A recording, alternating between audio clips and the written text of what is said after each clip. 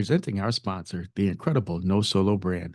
Newport founded by John and Sarah Torresenta. Discover No Solo's well-crafted hats, stylish tees, and cozy sweatshirts at their website, nosolobrand.com. That's NOSOLOBRAND.com. We love supporting locally owned businesses here at Totally Preventable, especially those that give back to our community in the way that No Solo does. No Solo proudly supports mental health awareness with a percentage of your purchase going to the National Alliance on Mental Illness. So join the cause, embrace comfort and style, and support a fantastic local business when you buy from No Solo. Visit No Solo's online store at nosolobrand.com. So support No Solo today, where local ownership meets fashion with purpose. Hi, Greg. Hey, Polly. How are you? I'm all right. How about you? Good. You got the giggles? I do have the giggles. A lot going on.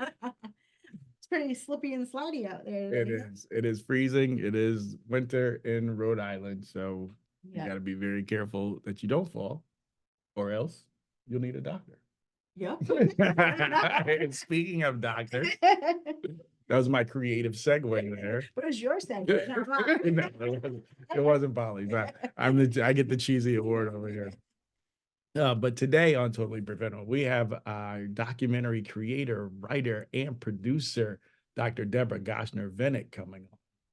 So Exciting. this is going to be good. She's doing a lot of work with our opioids coordinator here, and she's got a premiere. I'm not sure if it's a premiere, but I know a viewing. A viewing here. Yeah.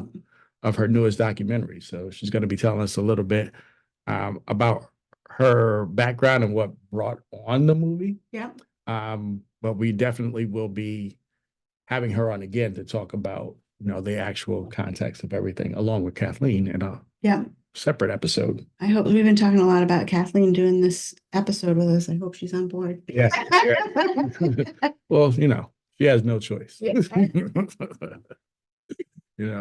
But Dr. Vinik is going to be a great advocate for the work that she's doing. I believe she's onto something that, really opened my eyes to something that I completely overlooked. So I'm sure that once our listeners and viewers see this and hear this episode, they'll probably realize the same things that we realized. Yep, absolutely. So without further ado, today joining us on Totally Preventable, we have documentary creator, writer, and producer, Dr. Debra Gonsher Vinik. How are you doing today, Doctor? I'm doing terrific. Thanks for asking. It's a cold day, but I'm warm-hearted, so I'm doing fine. All right. I like that. Warm-hearted. Awesome. So we have you here because you are doing a project with our opioid grant coordinator, Kathleen. So could you, we want to do another podcast with you more about the film, but I think we should start with a little bit about the film, just as a little bit of a teaser, so people are going to want to come back and hear more. Sure. So this is a film called Listen to the Silence, Women Lost in the Opioid Crisis.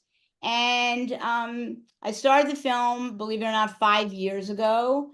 At the time, I was very much aware of how drugs were negatively impacting the country. I think it was hard to not be aware. There was always another article or, report, especially because, in 2015, fentanyl had really started invading the country, and people were, the increase in overdose deaths related to especially opioids, increased exponentially. So I started in 2018, at the end of, I guess, 2018, and I decided to focus on women. And I decided to focus on women because nobody was talking about women, and unfortunately, their deaths due to a opioid-related overdose, and it was like only a disease that occurred to men. And I said, this is really odd, because when you do a documentary, you research what other films, what books have been written, all the articles have been written. And there was literally nothing. I mean, not just that there was a small amount. I'm saying there was nothing. There was no film, not one, on women and the opioid crisis, not one. 5 years later, I'm not aware that there has been one other than the two films that I created. It's shocking because when you speak to women, when you speak to men, we did focus groups for the film. And in both focus groups, people said to me, Debra, I have to be honest with you, for the first 10 minutes, I just sat watching the film with my mouth open because I didn't even know that this was a problem for women. They didn't even know women were dying from opioid-related overdoses. And I said, of course you didn't know. How could you know? There's no media coverage of it.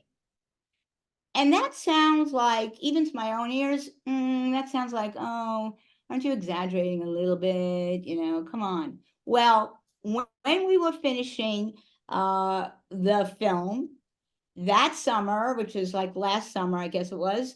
Well, last summer being the summer before, I'm still in summer, but last summer, the summer of 22, the New York Times had about 4 different articles on the opioid crisis. They were excellent articles. They were articles about foundations that had been started by women to honor their sons.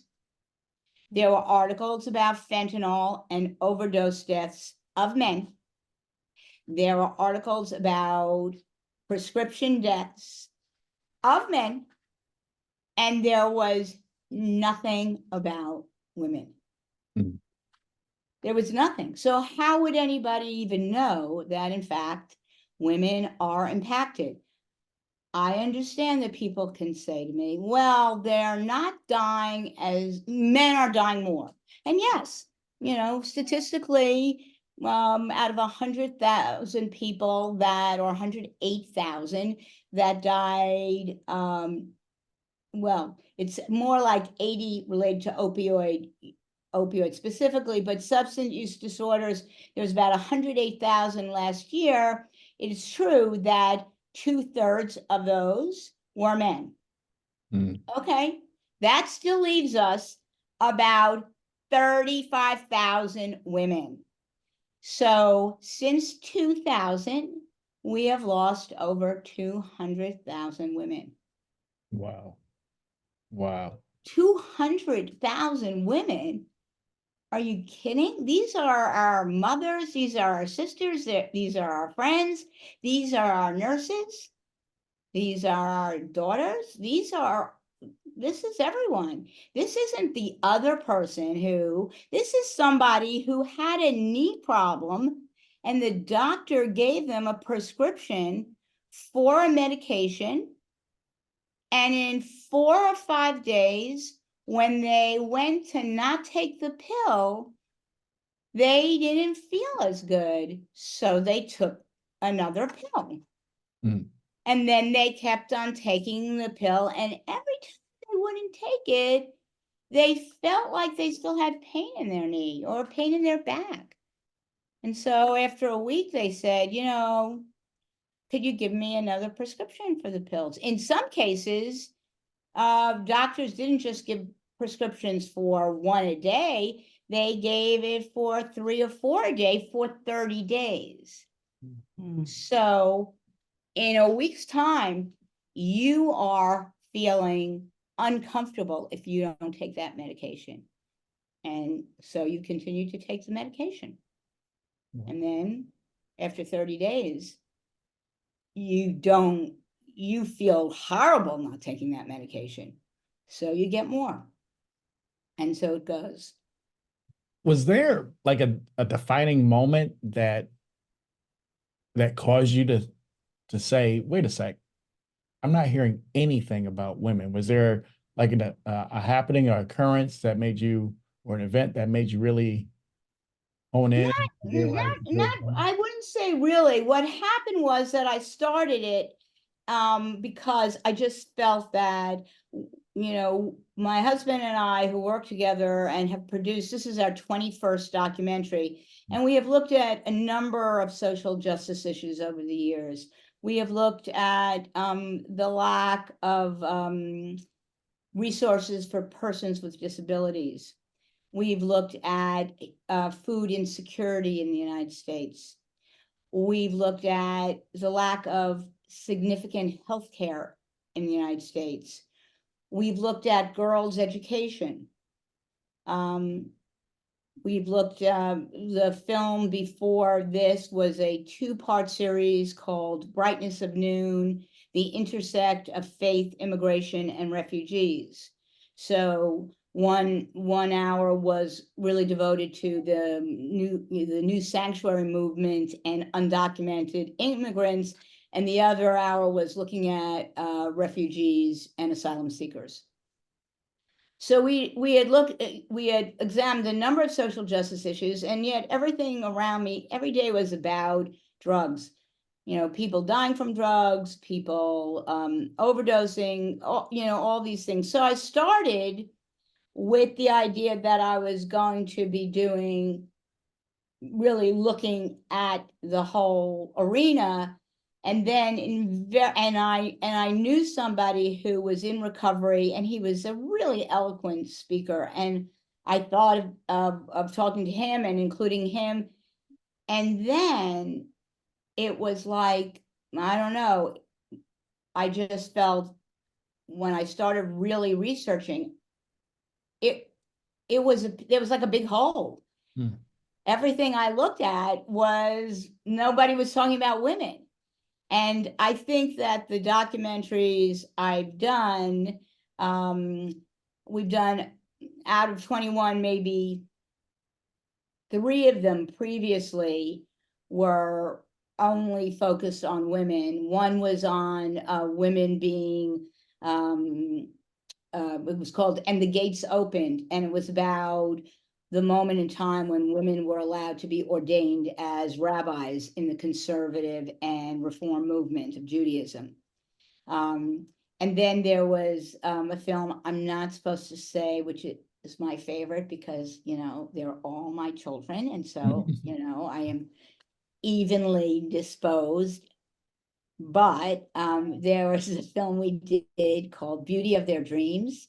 And that's about a girl's education internationally, the importance of it internationally, the importance of it for, we were in Rwanda, we went to Uganda, we interviewed Rainn Wilson, who has a organization in Haiti, and I have a personal connection, especially to that film, to all my films, but perhaps especially to that, because as I say in the beginning of it, I know what education did for me. When I was growing up, it was a very contentious childhood, and I saw education as my way out. And so I eventually got an education and got a PhD, and I know how that helped me embark on the career that I have. So education had that, personal, but I love all of my documentaries, I must say, and I can tell you a reason why I love each and every one of them. But when I saw that there was no information, there was, excuse me? Why do you think that is? Why do you think reporting? You want to talk about why I think it is, then we have to get the censors that are off on the side who are going to say to me, something like, it was totally preventable that you didn't say those comments about X, Y, and Z. I think the misogyny, I think the marginalization of women, I think I would go as far as to say the nullification of women. Mm. And if you told me when I started this 5 years ago that it would be worse today, I wouldn't have believed you. I wouldn't have believed you. But I'm going to tell you that every day something happens that underlines my point that the resources are not there for women. Every day. Here's an example. A state, I will not name the state, will go nameless, had an open Zoom meeting for people in the state to either send in material or come on to the Zoom and put in their 2 cents as to what should be done with the opioid litigation settlement monies. You know that every state gets monies. And so they had said, everyone, can weigh in. You can send in a written thing, you can read it, whatever. I became aware of it through whatever means. And so I attended. It was open to all. I love that. So I attended on Zoom. And people spoke of what should be done with this money that this state had gotten. I got off after 47 minutes. It was supposed to be an hour. After 47 minutes, I couldn't stand it. The person I knew that was affiliated with the state, I wrote to at the time, in 47 minutes, the word women or woman was not mentioned once. Wow. Not prenatal women, not postpartum women, not women over 65, not Native American women, not women of color, not women. No mention of any resources or that money should go for programs for women. Not once. Wow. Mhm. Wow. And this is recent. Every day. Kaiser Family Foundation is a foundation that recently put together in July a whole series of information about substance use disorder. They delve deeply into what resources are there. Are the people who are afflicted Democrat or Republican? Have they spoken to their doctor? Has the doctor ever mentioned rehabilitation facilities? I mean, they did a deep dive. Not one mention of women in this report, not one. Wow. Amazing. Yeah. When now armed with this information, armed with this passion, because I can hear the passion in your voice about wanting to get this out. What were the steps? What was your first step into creating this documentary? So my first step is always the same. I do an enormous amount of research. Mhm. I have a PhD, so I think that helped guide me, train me to understand that it's going to be a lot of time, a lot of research, and a lot of culling together of a lot of materials. All along the way, I let people know that this is a documentary I'm working on. We started prior to the pandemic. I thought we would be done and have an hour program that would air on ABC affiliated stations. The pandemic came, shut down production. What are you going to do? You can't travel, you can't whatever. So I continued researching, getting the word out. There were some organizations that I had already been aware of. So in Los Angeles, there's an organization called Beit Shuvah, which means House of Return. And they have a very, really amazing in-house program. And so I knew the people there, and so I knew I was going to include them, and I wanted them to introduce me, if they could, to women who might be interested in sharing their story. And so that was probably the first story before the pandemic came, then the pandemic came. Then the subsequent year, I had, I consider a friend, a woman named Sister Judith Ann Duval, and she is the chairperson of the Third Order of St. Francis. And that's, centered in Peoria, Illinois. And they oversee a very large system of healthcare, hospitals, nursing, all of these things. And the first year of the pandemic, I reached out. She had been in another film of mine on healthcare, and I reached out to her and wanted to see what was being done out there. We drove out to Peoria. We weren't taking planes at that point, so we had a very festive, she said sarcastically, totally preventable trip if planes had been flying. Foray out to Peoria, and we interviewed two really very, very fascinating women who were older women who are now in their, probably were in their late 60s, early 70s, and they had been prescribed opioids for years and years and years. And they were not doing what we somewhat stereotypically think of when we talk about opioids. They were taking their doctor's prescription, no more. They were not going out trying to increase the dosage. They were not going out trying to get additional dosages. But in the case of one of the women who was originally given these pills for fibromyalgia, a quote unquote female disease that very little is known about, and certainly at the time when she was diagnosed. So she was given these pills for years. She didn't think anything of it. She said, if she took one, if she didn't take one, she didn't have any, there was no problem.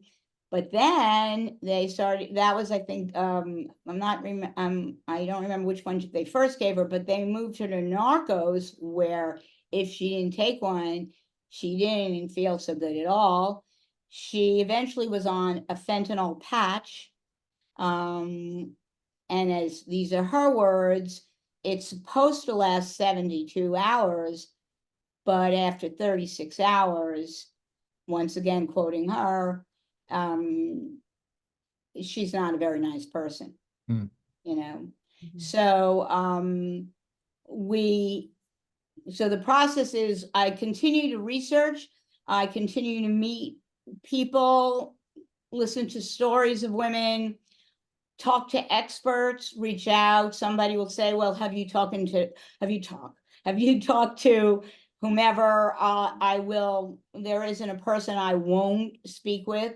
We reach out. In some cases, people may not get back, or very busy, but we were very excited and grateful that we were able to reach out to Nora Volkow, who is the director of the National Institute on Drug Abuse, and she consented to do an interview, and we drove down to Washington. The pandemic had kind of made a turn. I think at that point, that was the following year. So at that point, people had started to take vaccines, but we drove down anyway, and I had my red silk, mask on, and it was attached to a N whatever. And so we continued. But I will say this. So through this process, we met, different people. I heard different stories. And I'll say the following about these stories. So we think we finished the film. And I say we think finished. So now it's, we have 3 years in, we fly out to Seattle, where we think, or I imagine, that we're going to do the last interviews. And we did the last interviews with two extraordinarily wonderful women from the Muckleshoot tribe. And that's located in Auburn, which is near Seattle. So now we are coming home, on a red eye, and my back was killing me. And I make very inappropriate remarks about needing something for my back, but I know it's not going to be opioids. You know, I'm always, but I'm really uncomfortable. So I get up and you know, it's like 3 a.m. Everyone's wearing masks while they sleep. It's on the plane. And I go to the front, and I'm speaking to the flight attendant, and she asks me, you know, what we were doing out in Seattle. And I tell her, and she says, "Oh my goodness, my friend just lost her daughter. Um, she died from opioid overdose a month after giving birth." Mm. And I said, "Oh my goodness, you know, what can you say?" And she said, can I get your card so that I can give it to her? Maybe you'd like to include her in the documentary." And I said, we're really done filming at this point. We had 9 interviews or 8 interviews. It was really, so she said, "Just, you know, if you wouldn't mind giving me a card." So I said, "Absolutely." So I gave her my card, and that was in July. And then we went on vacation in August. And as I was getting on the plane, I get an email. So this is a month later, I get an email from a woman says, "You don't know me, but I got your card from this attendant. My daughter, Adrienne, died a month after giving birth. I'd really like to talk to you." And I wrote her back as I was getting to sit on the plane, come back. So we made plans to speak on that Thursday. We get on a Zoom. I want to be clear to her that we're finished filming. I have no more money. I would, and she said, "I understand, but let me tell you my story." And then she told me her story for 45 minutes. And then I said, "Let me think about it." And I got off and I said, "We have to do the story. Mm. We have to do this because this speaks to the lack of continuity of care for women. And I would say for men as well. But this speaks to the special needs for, you know, prenatal and postpartum women.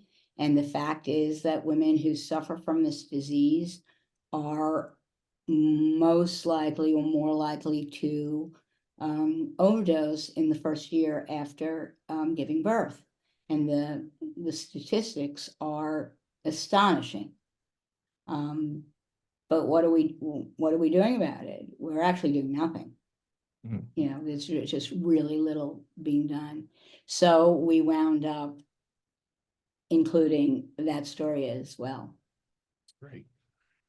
And in all of your research, what was the biggest nugget that that you didn't think would be it, but what was the biggest nugget, the biggest takeaway when you were doing your research? What was that? Oh my, I don't know if there's a biggest nugget. I can say there are big nuggets. Okay. There are big nuggets overall, which are that the resources are not there for women. So when I say that, if you told me 5 years ago that the situation would be worse now, I mean that facilities that are dealing with women are shutting down because of the lack of resources.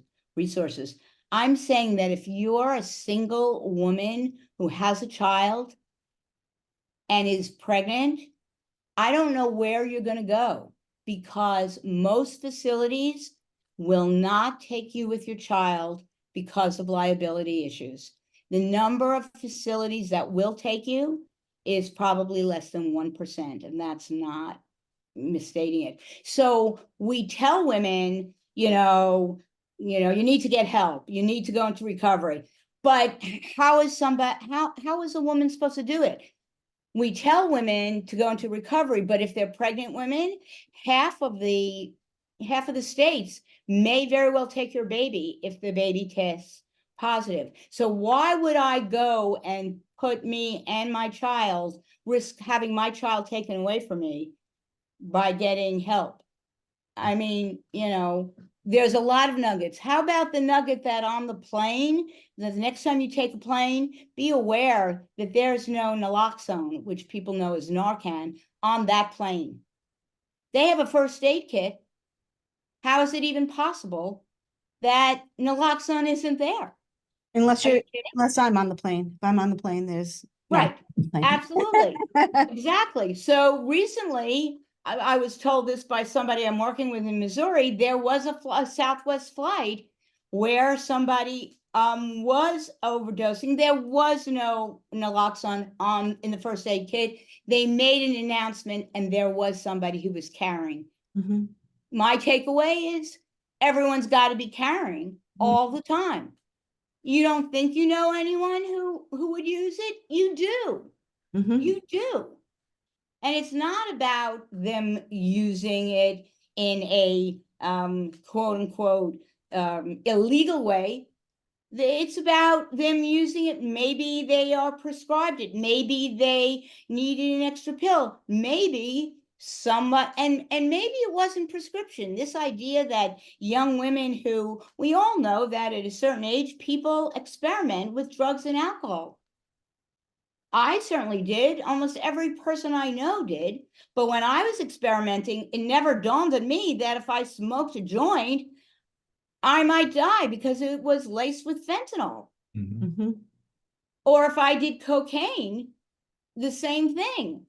It never dawned on me one time because at that point it wasn't. And so everyone needs to go out. I said on New Year's Eve, one of my films aired on not New Year's Eve, but the day of New Year's Eve during the afternoon. I said, if any takeaway, I want people to go out with naloxone in their bag. They're going to party. There Mhm. may be somebody there who partied too much or didn't know. Whatever you have to have it there. I mean, that's like this. I don't know why it's not in every Walmart, every church, every mosque, every building on a university, every place. You have to have a fire extinguisher, don't you? Mm, that's right. I don't know why it's right now, not right next to the fire extinguisher. I have this conversation with very well educated, intentioned, liberal people all the time about why they should have Narcan or why a business should have Narcan. And I'm always surprised that these people are like, oh, but we don't have those kind of people here, or those wouldn't be the kind of people. And I'm like, what do you mean? Like, it could be your grandparents who forgot they took their medication, or they're suffering from some respiratory issue. Right. Like, there's so many reasons someone can overdose. Because of the stigma. There's so much stigma associated with these drugs. There's so much stigma. Right. And Narcan, small, easy. Like, why wouldn't you just carry it just to save anybody's life? Right. Like, someone you don't even know, someone walking down the street. Absolutely. Yeah. Yeah. It is. So many years ago, there was a pastor named Reverend Marie Fortune. And she was very involved with I was doing a film on intimate partner violence. It's called I Believe You. Faith's response to intimate partner violence, also known as domestic violence, but we don't use the word domestic violence because so much violence takes place between couples that are not in a domestic situation. They're not living together. So she was speaking at a meeting, UN, has these meetings on women, and she was speaking and she says, how many people here raise their hand or stand up, I can't remember that, have been a victim of intimate partner violence? And let's say a third of the people stood up. And then she said, and how many people know someone who has been a victim of intimate partner violence? And another third of the people stood up. And then she said, and I want the rest of you to stand up because you may not know someone, but you actually do know someone Mm. who has been a victim of intimate partner violence. You just haven't been told. And that's how I feel about, opioids. You think you don't know someone, but someone has, a bad back, a bad this, a bad that, and they're taking these pills. And as you said, maybe they forgot they took it. Maybe they took an extra one. And it's now you need that naloxone. I always use naloxone because Narcan is the trademark of, Yeah. of Emergent Biosolutions, and there are other names out there. And I want people to realize that some of the, now that it's available over the counter, some of the other abilities to get naloxone are cheaper and easier. Mhm. Mm. So that's why I always bring naloxone. We have a great program here in Rhode Island, that our universities have it and are able to get it out, like, to us Terrific. and other organizations for free. So it's, Well, that's great. That's great. But people need to know that they should carry it. So there's a wonderful PSA. If you haven't seen it, I'll send it to you. It's this young woman getting ready to go out, and music's playing. Her room is a mess. She puts on some glittery little adorable dress, and whatever. She throws her lipstick in her bag, and then you hear her go out the door. And then the door opens and she comes back in, she goes to the drawer and she takes out naloxone, a little thing, and throws it in her bag and goes out. Mm. mhm. And I saw this, I send it out to everybody. I just think that's it. It's just a brilliant piece. Right. Not heavy lifting, I've got to share a proud mom moment. I don't know if I shared this with you, Greg, but one of my kids went away last weekend. And their suitcase was still on the floor with stuff hanging out. And I recognized our blue kit that we give with the Narcan in it. And they had brought their Narcan with them on their trip. I was like, yeah. Yeah, well, that is now we got to get people to do, fentanyl testing. I want, if people are going to, do things, just test it for fentanyl, because, there's so many stories. I know you know them as well, where people just had no idea that, I just read one like 2 days ago. It hadn't happened recently, but I guess the foundation that had begun in this young man's name was in the news for whatever, and it was that story. He had been out. He had some. He was a well-known athlete, friend to everyone. He had just overdone it in his workout, and he asked his friend if he had something.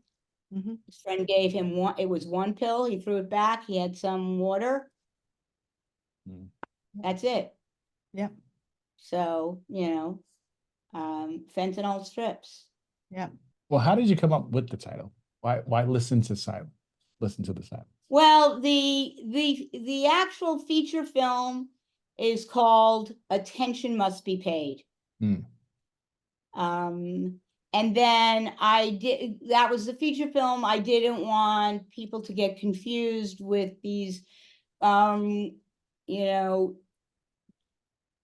these different forms of it. And so Listen to the Silence, is just so evocative to me. I feel like there's silence of women not being able to speak about their disease. The stigma is so much more if you're a woman.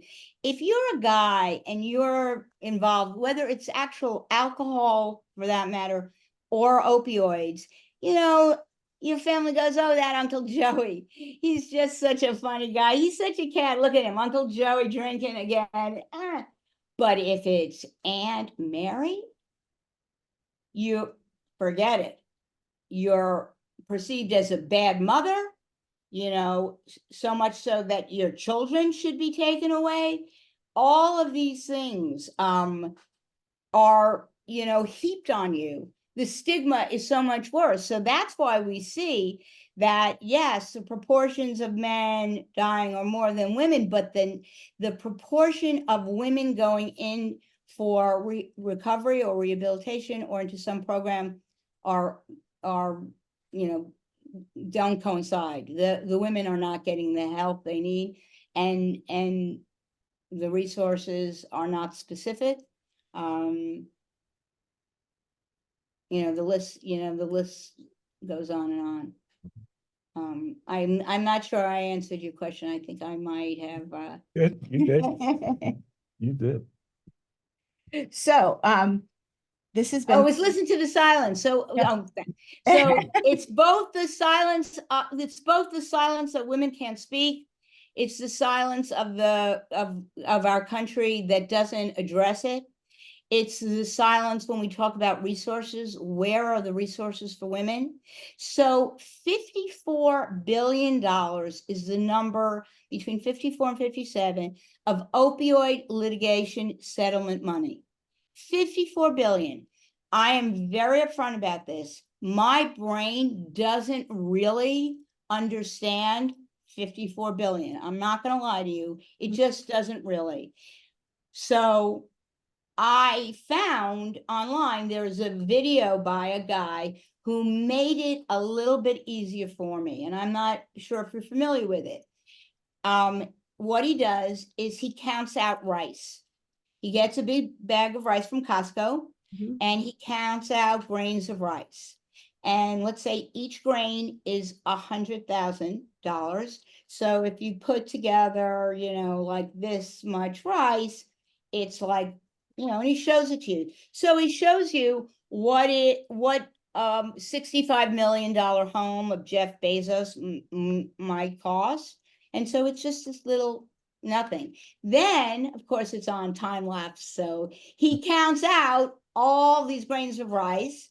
So you're left with a mound that is, he takes the keyboard and he shoves it into all this rice. So you can see what billions we're talking about.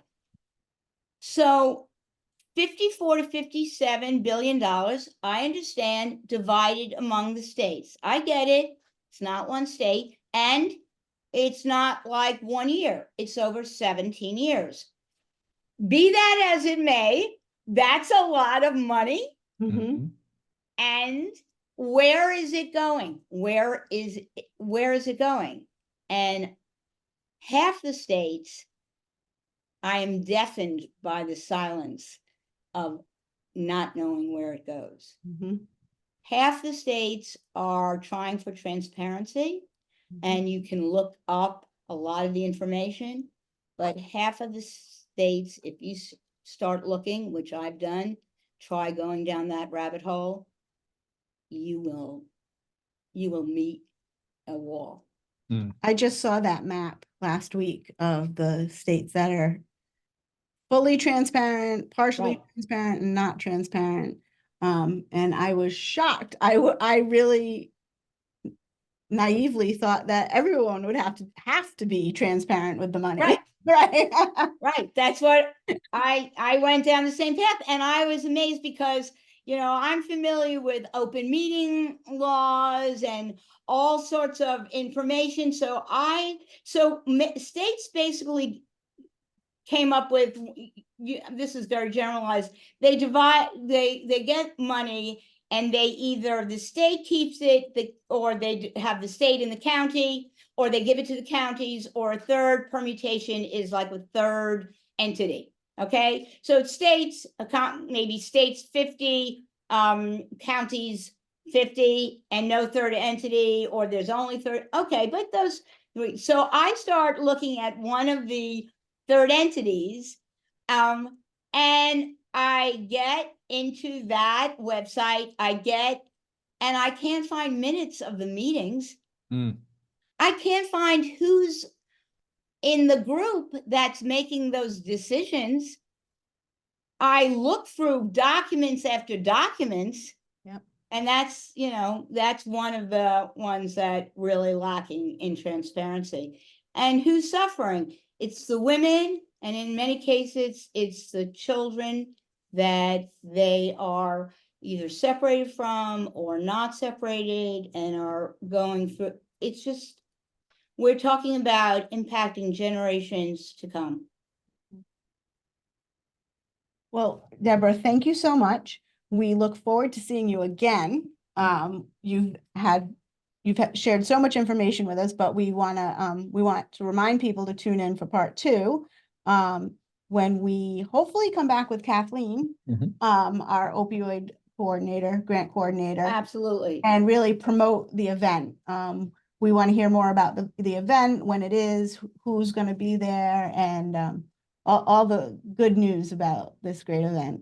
That's right. Well, I thank you for having me. I will speak anywhere to anyone at any time about this. I think that, as I said, I'm stunned that there are not more people talking about it. And I guess I shouldn't, because it seems to be the pattern that many places in this country are following, just the marginalization of women, and that plays out to women's health. And this is a women's health issue. This is not a choice issue. Women are not saying, gee, you know, I want to be tied to a pill or pills or looking for something else. This is a disease. And if we start throwing away people because they have a disease, then I say to you, man, all bets are off. Mhm. That's right. Well, thank you very much. And we look Thank you forward for to having seeing you me, soon. and I look forward to part 2. All right, All right. thank you. Absolutely. Take care. Bye-bye.